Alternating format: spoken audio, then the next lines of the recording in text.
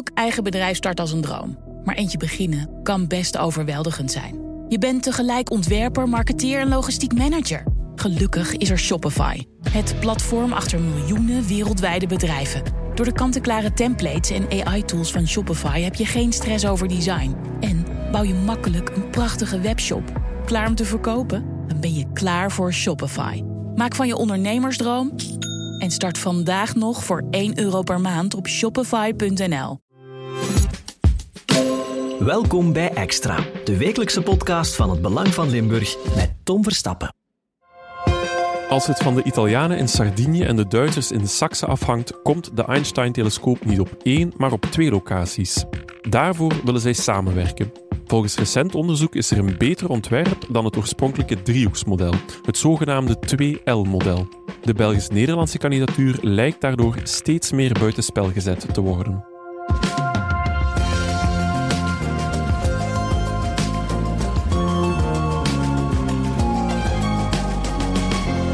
Thomas Janssens, jij bent journalist bij het Belang van Limburg. Je ging naar aanleiding van een stuk dat op zaterdag 25 oktober verscheen naar Duitsland. Hoe was die trip, Thomas? Ja, het was ten eerste een verre trip. We zijn met de auto gegaan naar Görlitz. Nu, Görlitz is een stadje in het voormalige Oost-Duitsland. Het blijft Oost-Duitsland natuurlijk, maar het ligt pal tegen de Poolse grens. We zijn te voet net de grens overgestoken. Dus om maar te zeggen, het was een hele trip van een 8 uurtjes rijden toch wel. Tel daar nog wat pauzes bij. Je bent een dag onderweg. Nu, voor mij was het ook een heel leuke trip.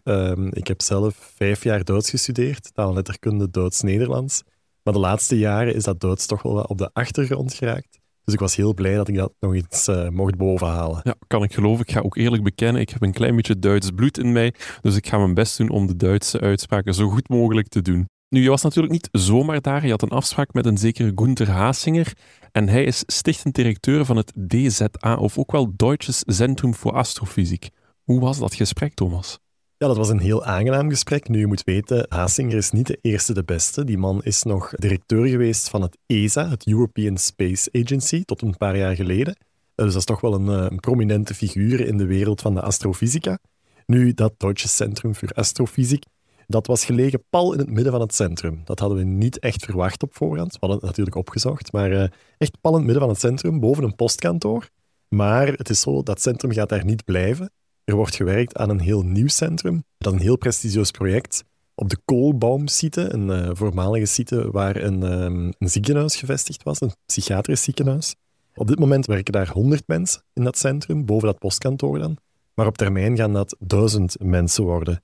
En vooral belangrijk, dat gaat sowieso gebeuren, of de Einstein-telescoop, want daar gaan we het toch over hebben, of dat die nu in Saxe komt of niet. Los daarvan gaat dat centrum zo fors uitgebouwd worden. Dus dat is toch wel straf. Ja, je haalt het al zelf aan, de Einstein-telescoop. We hebben het natuurlijk al verschillende keren gehad over die Einstein-telescoop. Maar toch voor de mensen thuis, Thomas, leg dat nog eens heel kort uit. Waar gaat dat eigenlijk over? Wel, de Einstein-telescoop is een ondergronds onderzoekscentrum naar zwaartekrachtgolven. Daar moeten we misschien beginnen. Een zwaartekrachtgolf is voor het eerst benoemd door Albert Einstein. Dat verklaart ook meteen de naam van de Einstein-telescoop. En dat gebeurde in 1915. En hij beweerde dat er zoiets bestond als zwaartekrachtgolven en dat die ontstaan na bijvoorbeeld botsing van zwarte gaten of na een oerknal, zoals we die gekend hebben. En dat die eigenlijk vandaag de dag nog altijd, zelfs hier door deze ruimte waar we deze podcast aan het opnemen zijn, dat die hier voorbij komen. Wij merken daar zelf niks van, maar het kan heel goed zijn dat op dit moment een zwaartekrachtgolf passeert. Nu, 100 jaar lang bleef dat een theorie van Albert Einstein. Maar in 2015, amper 10 jaar geleden, wat niets is, werd er in Amerika voor het eerst een zwaartekrachtgolf effectief waargenomen in een speciaal daarvoor gebouwde detector. En die gebeurtenis heeft 2 jaar later al de Nobelprijs voor de fysica gewonnen. Dus dat zegt iets over hoe belangrijk dat is in de wetenschap. En die ontdekking heeft ook de wind in de zeilen geblazen van de Einstein-telescoop. Daar waren al ideeën over, maar heel vaak werd er gezegd van ja, laten we eerst toch maar eens afwachten wat dat echt bestaat, of Einstein wel gelijk had. Maar goed, 2015, die ontdekking was er. En vrij kort daarna, 2019, 2020, werden de eerste kandidaturen voorbereid. En de eerste kandidaturen die kwamen uit Sardinië, het Italiaanse eiland, en ook bij ons, de Euregio Maas-Rijn, zoals het dan heet, als het gebied rond het Drielandenpunt, die wilden ook wel een Einstein-telescoop bouwen. meer bepaald een regio van Voeren. En de krachten werden daarvoor gebundeld tussen België, Nederland en de Duitse deelstaat Noord-Rijn-Westfalen. Iets wat verrassend, pas eind 2024, dat is toch een paar jaar later, kwam ineens ook Saksen, ook een Duitse deelstaat, net als Noord-Rijn-Westfalen, stapte die ook in de race. Je moet je voorstellen, het zou hetzelfde zijn alsof we hier in Limburg die Einstein-telescoop willen bouwen, wat ook het geval is. En dat plots West-Vlaanderen zegt van, wij willen dat ook wel doen. Dus die heel vreemde situatie kwam plots aan de oppervlakte. En daardoor bleef Saksen ook wel een beetje een vreemde kandidaat. Wat voor ons ook de reden was om zeker is daar te gaan kijken. Nu, wat ik zeker ook nog wil benadrukken is, het is heel belangrijk voor de wetenschap, die Einstein-telescoop, maar zeker ook voor de economie. De verwachting is dat de uiteindelijke locatie waar die Einstein-telescoop gebouwd zal worden, dat daar een heel centrum van economische bedrijvigheid zal ontstaan. Dat gaat enorm veel bedrijven aantrekken. En bijvoorbeeld voor Vlaanderen is al eens berekend dat, stel dat Einstein-telescoop naar de EU-regio komt, naar de EU-regio Maas-Rijn, dan zou dat Vlaanderen 1,5 miljard euro kunnen opbrengen de komende jaren. Ja, het gaat dus over gigantisch veel geld. En zoals je zelf aanhaalt, het is wetenschappelijk zeer belangrijk, maar ook economisch. En daar ligt ook wel ergens een reden waarom dat Saksen nu instapt, hè? Wel, dat klopt. We hebben dat ook gevraagd aan Hasinger. Dat was een van onze eerste vragen. Van waarom kwamen jullie zo laat? Waarom pas eind 2024? En daar had hij een heel uitgebreid verhaal over. Ik ga het even samenvatten. Het begint eigenlijk bij steenkool. Steenkool is in Duitsland nog altijd heel belangrijk. Vooral in 3 regio's. Dat spreken we over het Ruhrgebied in het westen. Een regio rond Leipzig, dat is de Middeldeutsches Revier, wordt het genoemd. En dan die Lausitz-regio, die ligt in Saksen. Nu, steenkool is ook een eindig verhaal. En Duitsland heeft al beslist dat ze vanaf 2038 geen steenkool meer willen gebruiken. Dat kan heel nefast zijn voor die 3 regio's. Dus er wordt nu al nagedacht van, kunnen we die regio's een alternatief bieden? En Duitsland heeft daar toch wel wat geld voor vrijgemaakt. Ze hebben op een bepaald moment 40 miljard euro vrijgemaakt om alternatieven te zoeken voor steenkool voor die 3 regio's. In Saksen zijn ze met dat geld, een deeltje van dat geld want dat geld werd verdeeld over de 3 regio's, maar met een deeltje daarvan zijn ze aan de slag gegaan en dat heeft geresulteerd in een wedstrijd. En iedereen, jij dat ook kunnen doen met manier van spreken, kon dan voorstellen indienen om een nieuw onderzoekscentrum te bouwen. Dus als jij vond dat er een onderzoekscentrum moest komen voor biologie of voor geologie of wat dan ook, dan kon je daar een voorstel voor indienen. Nu, Günter Hasinger, die op dat moment nog bij het ESA zat in Madrid, die hoorde daarvan en die zei van ik ga ook een voorstel indienen samen met enkele collega's en wij vinden dat dat centrum moet gaan over astrofysica. Uiteindelijk waren er meer dan 100 voorstellen en daar zijn er 6 van geselecteerd. Daar was Hasinger met zijn Deutsch Centrum für Astrophysik, die was daarbij. En elk van die voorstellen kreeg 500.000 euro om verder onderzoek te doen, om hun voorstel verder uit te werken, zeg maar. Dat is ook gebeurd. Hasinger heeft dat geld gebruikt om proefboringen te doen in de regio. En op 29 september 2022 werden de 2 winnaars bekendgemaakt. En daar was het DZA dus bij. Ja, dus als ik het goed moet begrijpen, dan is eigenlijk de Einstein-telescoop niet verbonden aan het DZA of heeft niet rechtstreeks invloed op het bestaansrecht van het DZA. Dat klopt. Dus de plannen die er zijn voor het DZA en die verdere uitbouw, die staan compleet los van de uiteindelijke locatie van de Einstein-telescoop. En dat is ook wel een heel sterke troef van dat Duits centrum natuurlijk, want die zijn niet afhankelijk van die beslissing. Maar ze willen wel, en zo verwoordde Hasinger het ook, ze willen wel op de eerste rij staan als het gaat over de Einstein-telescoop. Een voorbeeldje daarvan is dat zij nu al bezig zijn met het ontwerpen van siliciumspiegels, die uiteindelijk in de Einstein-telescoop gebruikt zullen worden en die daar zelfs vrij essentieel zullen zijn. En ze hebben ook plannen voor een Low Seismic Lab. Dat is eigenlijk een laboratorium onder de grond, vrij van trillingen. En dat is heel belangrijk voor de Einstein-telescoop, maar ook voor de chipindustrie, voor de ontwikkeling van quantumcomputers en dergelijke. Je moet je dat zo voorstellen dat je werkt eigenlijk met hele kleine materie. En als je dat bovengronds op aarde doet, dan heb je altijd trillingen en daar moet je rekening mee houden. Maar stel dat je daarmee kan werken onder de grond, zonder die trillingen, dan gaat dat een pak vlotter. Heel simpel uitgelegd. En dan zou je technisch gezien nog kleiner kunnen gaan werken. Voilà, dan zou je nog kleiner kunnen gaan werken. En bij het meten van zwaartekrachtgolven, dan spreken we over heel kleine afstandjes of kleine metingen die we moeten doen. Dus dat is daar zeer, zeer belangrijk. En dus op dat vlak, TZA wil zich wel zeker inzetten voor die Einstein-telescoop, maar ze zijn eigenlijk niet actief betrokken bij die kandidatuur. Nu, misschien eerst nog even zeggen, hè, dus Haasinger is wel directeur van het TZA. Hij spreekt ook over de Einstein-telescoop, maar hij is ook professor aan de Technische Universiteit van Dresden en die is wel betrokken bij de kandidatuur. In dat opzet heeft hij eigenlijk 2 patches op. En hij zei het ook letterlijk, hè, van ik ga nu even van petje wisselen en dan kunnen we over de kandidatuur van de Einstein-telescoop babbelen. Tijdens het gesprek dat je met Haasinger had, gaf hij wel aan dat ze een kandidatuur samen met de Italianen in Sardinië gaan doen. Een beetje zoals in vastgoed is het locatie, locatie, locatie, Thomas. Locatie is inderdaad heel belangrijk. En als ik dat mag aanvullen, zou ik zelf zeggen ondergrond, ondergrond, ondergrond. Hè, als het gaat over de Einstein-telescoop. Het gaat onder de grond gebouwd worden. En het is belangrijk dat er zo weinig mogelijk trillingen van de aarde, hè, als er bij manier van spreken een vrachtwagen voorbij rijdt, dan zorgt dat al voor een hele kleine trilling. Maar al het verkeer op aarde zorgt voor nog veel meer trillingen. Onder de grond mogen er zo weinig mogelijk trillingen zijn om die werking van die Einstein-telescoop niet te verstoren.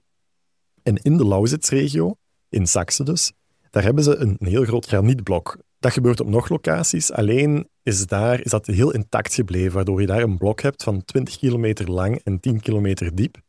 En dat maakt eigenlijk dat het heel geschikt is, volgens de Duitsers natuurlijk, voor de Einstein-telescoop. Ja, en het blijkt dat in Sardinië een dergelijke blok graniet te vinden is, zij het van iets minder grote afmeting. Ja, dus zo'n blok, je moet dat zien, op een bepaald moment, ergens in de geschiedenis, is dat graniet omhoog gekomen door de verschuiving van continentale platen. En zo'n blok gaat dan op bepaalde plaatsen breken. Nu, in Sardinië is dat op meer plaatsen gebroken dan in Duitsland. Hebben ze minder grote homogene stukken.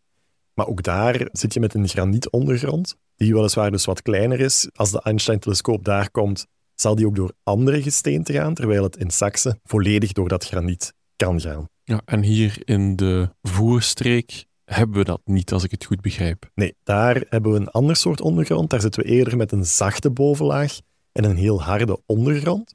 En hier wordt dan gezegd dat die zachte ondergrond de trillingen dempt. En dat dat ook wel goed is voor de Einstein-telescoop. Alleen, ik heb daar ook met Günther Hassinger over gesproken en die aarzelt dan niet om te zeggen dat de ondergrond hier, dat die eigenlijk toch wel op plaats 3, op de laatste plaats staat als het daarover gaat. Nu, hier zullen de meningen daarover heel anders zijn natuurlijk. Ja, wat me nog opviel, Thomas, is dat het gezamenlijke voorstel van België, Nederland en Duitsland, dan specifiek de Noord-Rijn-Westfalen-regio, die dateerde al van 2021. Het voorstel van Saxe, dat is van eind 2024. Ja, ik stel me de vraag, kunnen ze überhaupt de achterstand nog goed maken? Wel, die vraag hadden wij ook gesteld. Hè. Je moet weten, Hassinger die vertelde ons zonder verpinken dat de Limburgse ondergrond op de laatste plaats stond. En daar voelden wij ons toch niet al te goed bij. Hè. Dus we probeerden, hè, we deden een poging en we zeiden van ja, oké, maar jullie hebben wel wat achterstand. Hè. Wij zijn al jaren bezig met proefboringen. En op dat moment haalde Hassinger er een kaartje bij. Hij toonde ons een kaartje op zijn laptop. Dat was een kaartje, het zou zo met paint kunnen gemaakt zijn, maar dat was een kaartje van Saxe met duizenden kleine stipjes op in verschillende kleuren. En wat bleek, elk stipje was een boring. We dachten, amai, die hebben op 1 jaar tijd enorm veel werk verricht, maar dat bleek niet te kloppen. Het is zo dat zelfs al in de DDR-tijd, dus voor 1989, dat gebied al enorm goed onderzocht is wat de bodem betreft. Waarom hebben ze dat gedaan in die tijd? Ja, de Oost-Duitsers die waren ook heel afhankelijk van grondstoffen. Denk aan kolen, maar ook koper en kaolien zit daar in de bodem. Dus die wilden wel weten wat er in hun ondergrond zat. En zij hebben 10.000 boringen gedaan in dat gebied. En 4.000 daarvan die zijn op zo'n granietblok uitgekomen. Nu, het grappige een beetje is dat zij nooit verder gegaan zijn in dat granietblok, omdat hun boren dan kapot gingen. Dat konden die boren in die periode nog niet aan.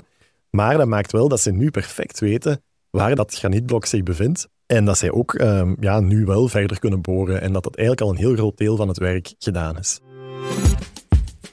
Thomas, er is ook een fundamenteel verschil naast de ondergrond tussen beide kandidaturen. Kan je dat eens duiden?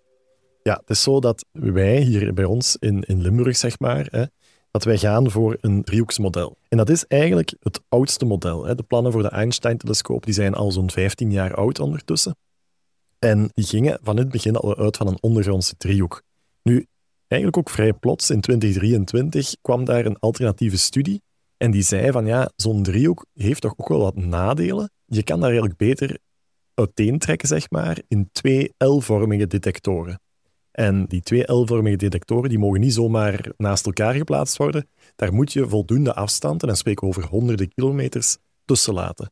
En dat zou, volgens die studie alleszins, veel beter werken. Er zijn een aantal opmerkingen over te geven aan twee kanten natuurlijk, maar wat ik hoor in Duitsland is dat die minstens even goede of betere resultaten zou kunnen opleveren. Ja, en het is natuurlijk opvallend dat de Italianen dit naar voren schuiven. Als het van hun afhangt, dan gaat ook de Einstein-telescoop gebouwd worden aan de hand van dat 2L-model. Ja, het is inderdaad zo dat die studie die kwam uit Italiaanse hoek. Nu, in dit verhaal vind ik het zelf heel moeilijk om daarover te oordelen, omdat alle wetenschappers die tot op dat niveau met deze materie bezig zijn, die komen ofwel uit Nederland-België, ofwel uit Italië, ofwel uit Duitsland. Dus die mening daarover is altijd een beetje gekleurd en daar moeten we ook wel rekening mee houden.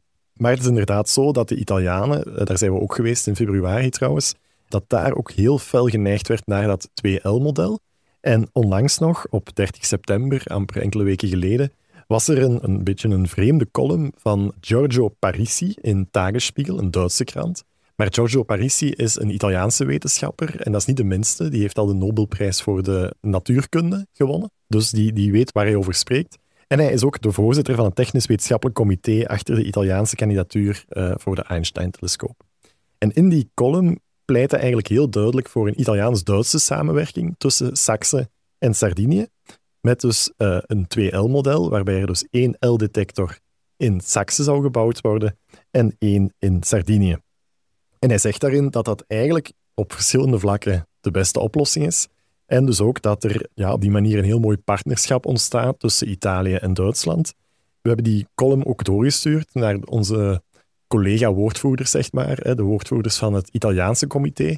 En die haasten zich om meteen te zeggen van nee, dat is een persoonlijke mening. Dat is zeker niet het officiële standpunt. Maar we hebben dat ook eens even nagevraagd bij Hassinger tijdens ons interview. En ja, hij wou daar zo niet meteen op antwoorden. Hij hield een beetje een blad voor de mond. Hij zei dat hij zelf ook voorstander was van het 2L-model. Aanvankelijk niet, maar ondertussen wel. En hij zei ook dat het ook wel verschillende voordelen heeft. En ja, hij bevestigde ook dat Sardinië en Saxe, dat die ondertussen een samenwerking aan het voorbereiden zijn, of zelfs al samenwerken, zouden we kunnen zeggen, om dat 2L-model te realiseren. Het krijgt momenteel ook de voorkeur in zowel Saxe als Sardinië om dat 2L-model te bouwen. En ja, dan zijn die twee ook de perfecte partners, zeg maar. Want als je dat 2L-model wil bouwen, dat kan niet tussen Saxe en Limburg. Daarvoor liggen we te dicht bij elkaar. Dus Sardinië is in dit verhaal sowieso al onmisbaar. Ik weet dat Sardinië ook al aan Limburg gevraagd heeft van willen jullie ook dat L-model onderzoeken? Dat gebeurt ook wel, maar hier blijft de voorkeur toch bij die driehoek. Wij houden daaraan vast. Saxe heeft nu heel duidelijk aangegeven, oké, onze focus ligt ook op dat 2L-model. Ja, en zo is het eigenlijk ook heel erg moeilijk om duidelijkheid te krijgen welk model is het beste. Wat wordt er eigenlijk gepretendeerd dan bij het 2L-model? Waarom zou dat zoveel beter werken? Wel, er zijn verschillende redenen die aangehaald worden. De meest begrijpelijke voor mij is nog dat een driehoek is nooit eerder gebouwd. Er zijn al detectoren om zwaartekrachtgolven te meten, onder andere in Amerika, in Italië, rond Pisa is er ook al eentje.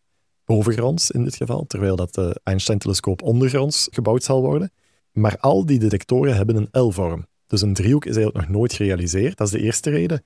Maar ook de L-vorm heeft, en dat hebben we nog niet gezegd, die heeft benen van 15 kilometer. Terwijl bij een driehoek zou het gaan om benen van 10 kilometer. Dus de L-vorm is iets groter. Maar, zo laat ik me nu vertellen door Hassinger, daardoor wordt die ook iets nauwkeuriger. Zou die tot 30% nauwkeuriger kunnen zijn? En dan nog een laatste reden, dat is iets technischer. Maar een driehoek die heeft, dat kan je je wel voorstellen, scherpere hoeken dan een L-vorm. Bij een L zit je met een rechte hoek. Bij een driehoek zijn dat scherpe hoeken.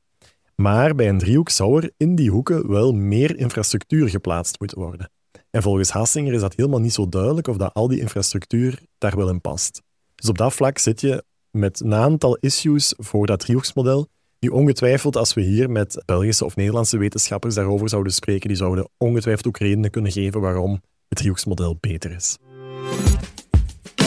In aanloop van het stuk dat op zaterdag 25 oktober verscheen, schreef je ook de kern. En je gebruikte daar een mooie analogie. Je zei, voetbal is een eenvoudig spel.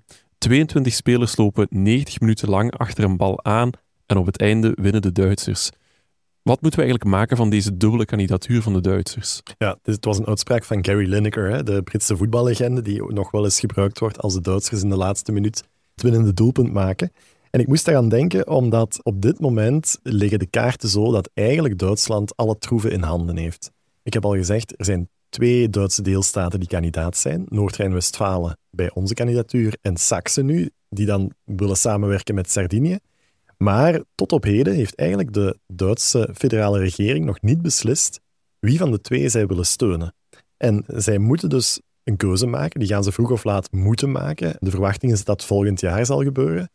En dan, ja, het is echt kiezen tussen 1 van de 2. Ze kunnen niet op 2 paarden blijven mikken.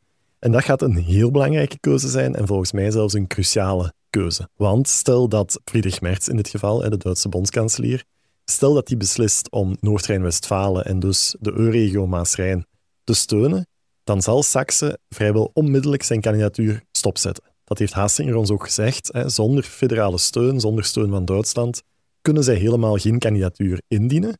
Zelfs niet samen met Sardinië. Dus dat is toch wel een belangrijke.